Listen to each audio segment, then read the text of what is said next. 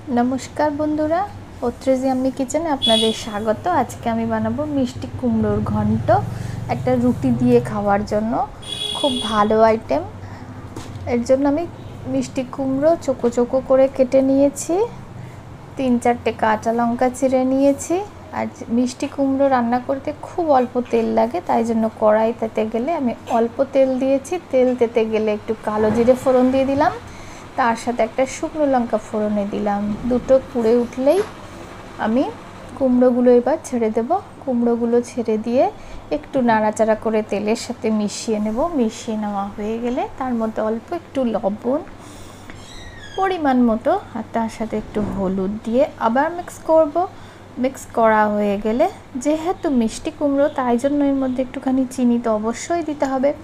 চিনি দিয়ে আবার নাড়াচাড়া করতে হবে, করে এবার এটাকে কাঁচা লঙ্কাগুলোকে দিয়ে দিতে হবে। এবং একটা জিনিস মনে রাখবেন, এই রান্নাটায় কিন্তু একদম জল ব্যবহার করা যাবে না।